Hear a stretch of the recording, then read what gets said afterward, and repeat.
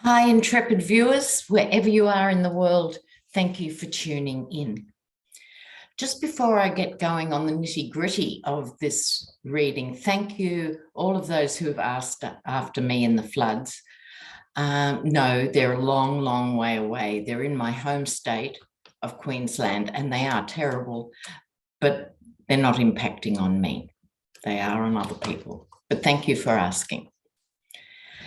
So what's on everybody's mind? Of course, we are witnessing history.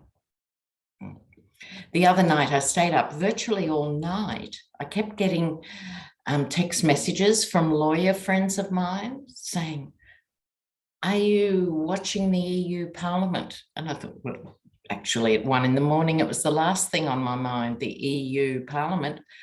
But I did log on live and it was extraordinary, absolutely extraordinary. So normally, you know how it is with people, whether it's the EU, the Congress, anywhere, they talk weasel speak, political speak, you know. There was none of that. People were talking from their hearts. It was extraordinary. Zelenskyy gave the most extraordinary speech. His interpreter ended up in tears. There he was, sitting in a T-shirt, delivering to the suits in the EU, and you know what? He really got through. So we are witnessing this extraordinary courage of Zelenskyy and the Ukrainians standing up to the might of Putin. Okay, now I've done a couple of collaborations this week, one with Milu, one with Andre, where I've talked about this, but I want to bring it all together and freshen it up for you guys. So I think let's just take a minute to think, what was Putin's mindset in the last few months leading into this? What was he thinking even 2 weeks ago, right? Well, you'd have to think he was feeling pretty on top of things, right? He had managed to use the Yeti, the useful idiot, for 4 years. Part of the Yeti's job was to undermine NATO, and he did that really well. The EU was at its weakest in many years because of the Yeti's behaviour, but also because of Brexit. He didn't think there'd be much pushback from the EU. He has a conscripted army. He has the oligarchs in his back pocket. He can tell his people that the neighbouring country is in fact ruled by Nazis and they are intent on destroying the Russian people, and we have to go in and make sure that doesn't happen. He had all his ducks in a row, right? This last week has undone the entire power balance that has operated since the Second World War, since the Cold War, how different countries have limped on with old stale alliances, new alliances, whatever. But Putin's world has crashed down. He's a dangerous man because he's cornered. He no longer has advisors, you can be assured of that. No one would be game to tackle him. So he's like any isolated tyrant. And you know, historically, even though they do terrible, fiendish things to people and countries, in the end, they usually perish because of their own egos and their own paranoia. Right. So who would bomb the biggest nuclear power plant in Europe that sits on your very own border, and the prevailing winds go west to east, i.e. any contamination is going to flow straight on to Russia, onto you? Is that not demented? But he doesn't care, because now I think it's perfectly obvious he's got bunker brain, which is a form of insanity that afflicts people who have too much power for too long. Bunker brain. So he's doing that. I was pleased to see in some articles that these nuclear plants, built very differently from Chernobyl. They have more safeguards, but they're not designed to withstand continued assault. They're built to withstand impact like a 9/11 type impact from a plane, but not this. So we have to still hope and pray the actual physical structure holds. But I wanted to have a deep look at this. The other thing, see, what Putin could not have calculated and did not calculate was that the whole world would pull together. Now, regular viewers would know how I feel about sanctions. I'm really down on sanctions as a rule because they don't impact on the rich. They only impact on ordinary people and so on. But these have been targeted in a way that's never been done before, to target the oligarchs as well. And this is one of the greatest weapons the West has. If they can sever the nexus between Putin and the oligarchs, it's a whole new world. And here they are, the more famous oligarchs. They're competing with each other. They're now fountains of charity. It's extraordinary. So you have Roman Abramovich, who owns Chelsea Soccer Club in the UK. And I love that his daughter directly criticised Putin. But he has said, I'm selling the club this week. I'll back any outstanding loans. Don't worry about it. I'll back those. I don't even want the money. It's to go to a charity for Ukrainian refugees. Now, we might be a bit jaundiced and suspicious, you know, of these oligarchs who, I think first things first, would be trying to preserve their own wealth in the big picture. But it's still nonetheless extraordinary, the lengths they're going to. No one could have seen from Putin's point of view, Shell, BP, Exxon, whoever, all these huge energy companies pulling out. They could not have foreseen the talent and commitment of Ukrainian hackers and hackers who are sympathetic to Ukraine, who are really hitting Russian infrastructure. So his people from day one have been impacted. Do you think they feel like they're on the winning side? I doubt that very much. Hyperinflation. It's like Germany prior to the war. You'll need a wheelbarrow of rubles to get a box of milk and a packet of nappies. You know, this is unprecedented. Switzerland's been neutral forever. They've shut them down. These are extraordinary. So Russian companies are left standing. They're calling Russian companies now uninvestable. This is not a winning strategy. Okay, let's have a look. I'm going to look, and I'm very pleased. It seems most of the world are able to distinguish between Putin's aggression and Russian people who aren't actually behind this invasion at all. Why? Because everyone's got a Ukrainian or a Russian grandmother or, you know, like, no, it just doesn't work. Okay, so I'm very pleased about that. So I'm going to look here. I'm going to look at Putin and the Ukraine side by side from here to the Ides of March.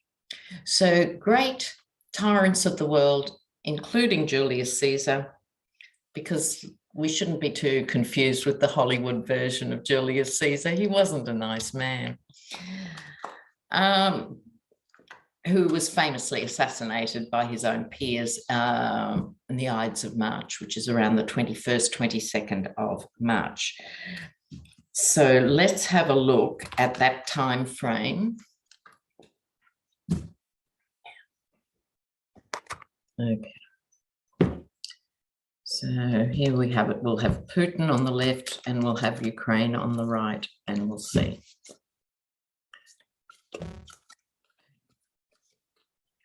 Let's see what's happening.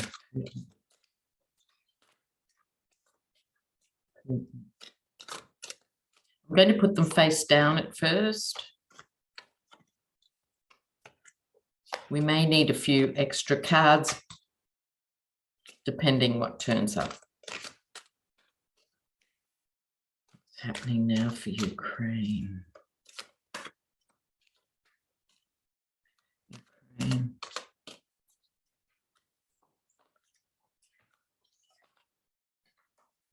All right, we're off and running. Over to Putin's side.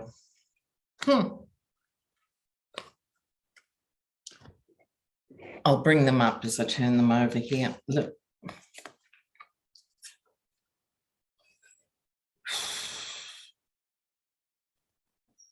These cards, in a way, they're a bit simple, but you know what? Often really complex, horrendous things distill down into something really simple.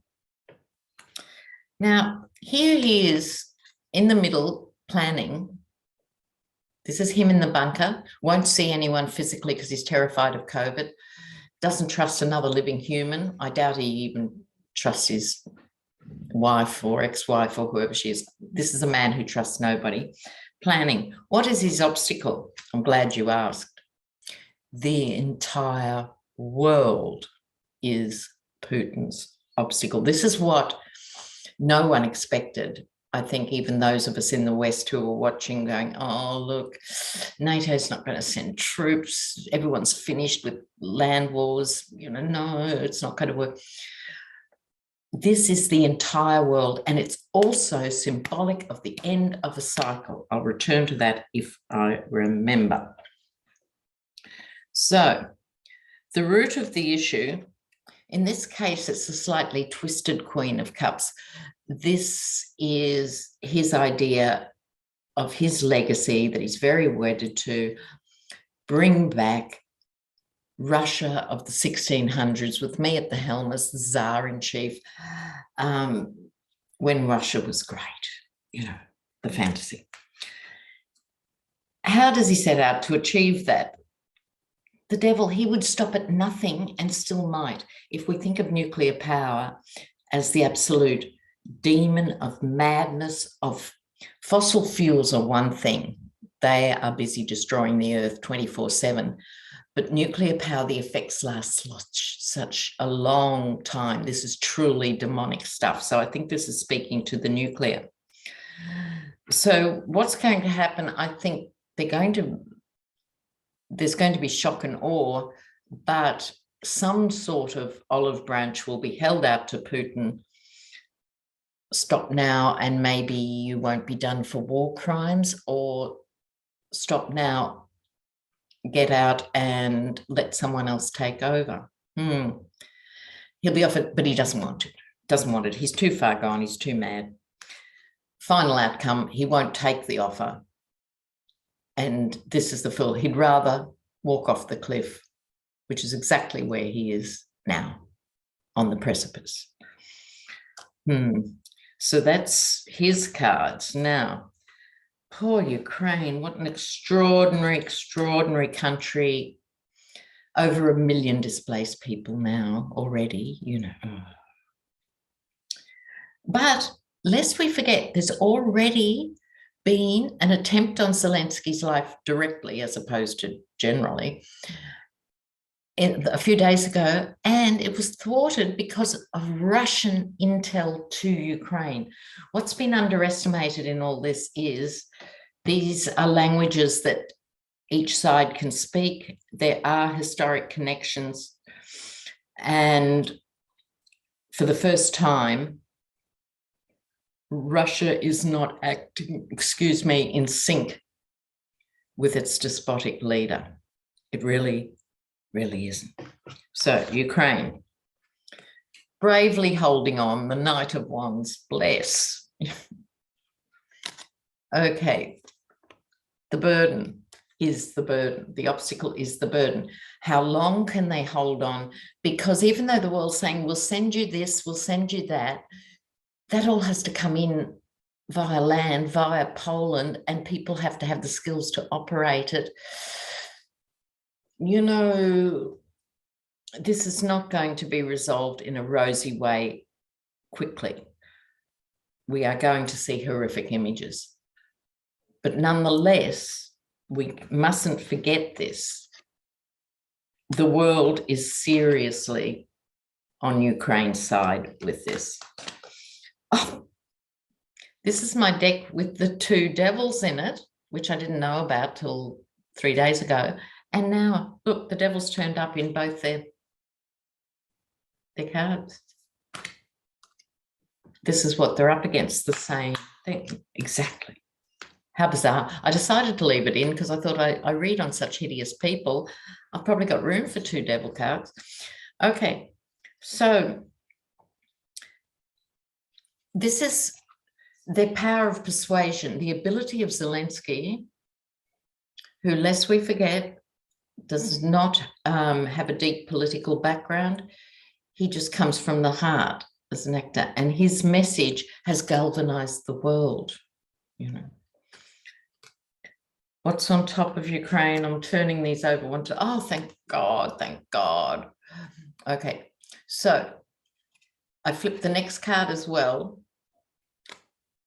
with energy over them. This is having the absolute strength to carry on.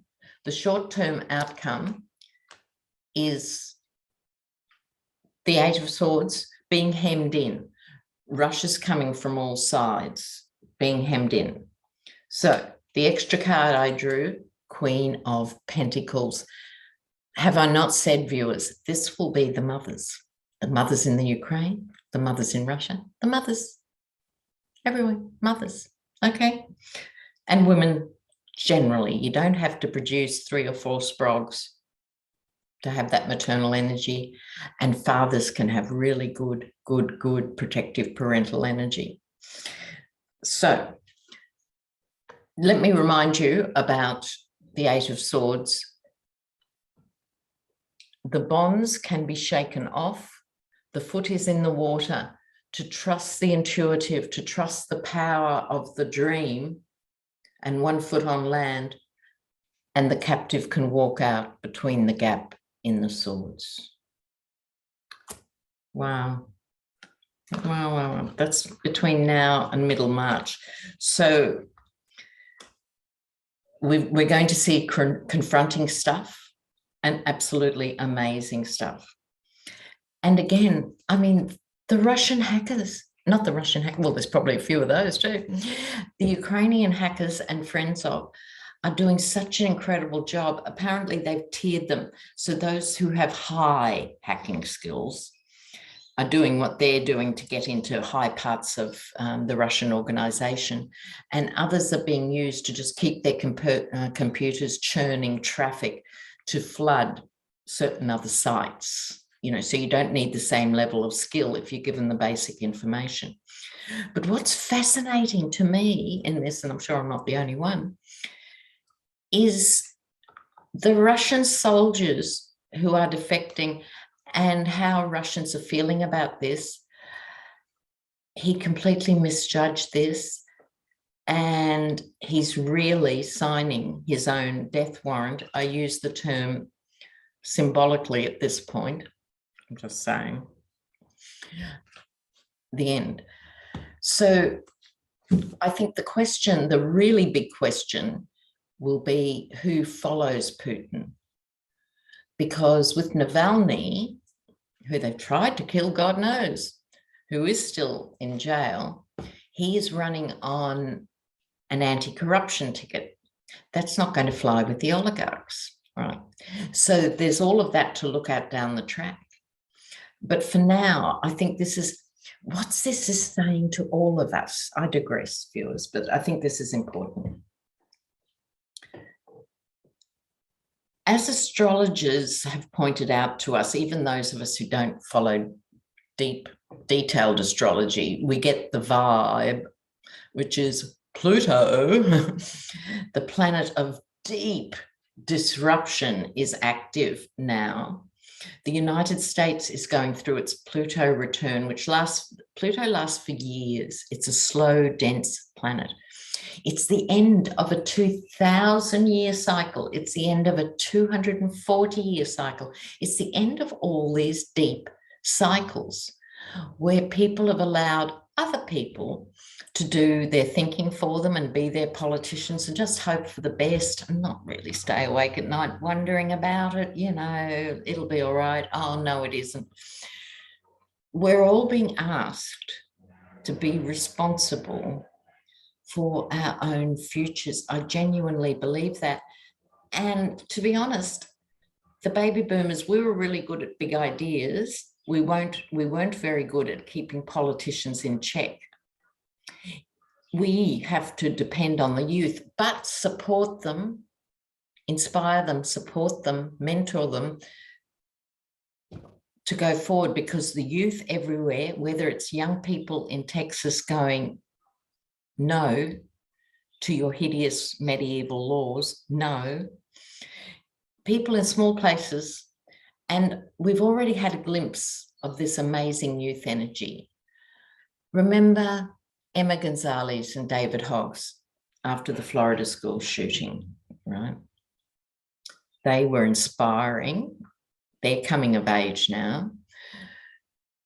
Greta Thunberg, she might not be the warmest and most scintillating of people, but you know what she's really good at? She's unfazed by talking to world leaders and telling them face to face they're being cowardly morons, gutless, selfish, incapable of making a responsible decision. They are destroying the future of the planet. Off you go, pet. She's really good at saying that. And then others all over the world. Remember Malala from Pakistan, who got shot because she went to school and she survived the shooting, and she fights for Pakistani women and girls for education. These are the inspirational stories. And I think in this age of social media, we know the downside of it. We're very aware of the downside of it. I think it was Stephen Colbert who pointed out, it said, TikTok people are following Russian troop deployments and uploading them, and Twitter users are worried about who's going to win the Oscars or something. So there is this energy in these different countries where young people are simply not going to tolerate the injustice in each and every country. We are going to be asked to stand up. We can't hide behind bad politicians. If we know they're bad, we should be doing something about it, not just going, oh, it's another one. Oh.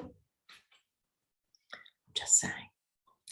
And remember that old thing, we used to have a button in the 70s, you know, if you're not part of the solution, you're part of the problem. You know, remember those slogans. But I think, all jokes aside, I think we can absolutely pull together in this extraordinary and extreme time and keep the focus on keeping the energy up.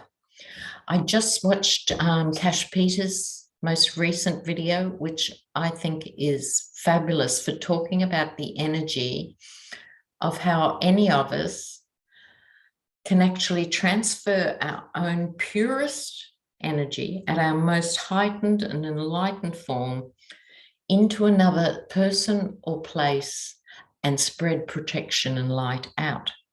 And in 1 minute, he describes this process, and I'm going to start doing it. I love it. So go Cash.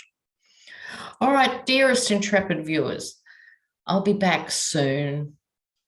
Trust me, I'll be back. So thanks for all your feedback. All right. So take care, stay strong. Trust we are in a really important time, right? Don't get bogged down in the higher things. You are all light workers. Love you guys. Bye.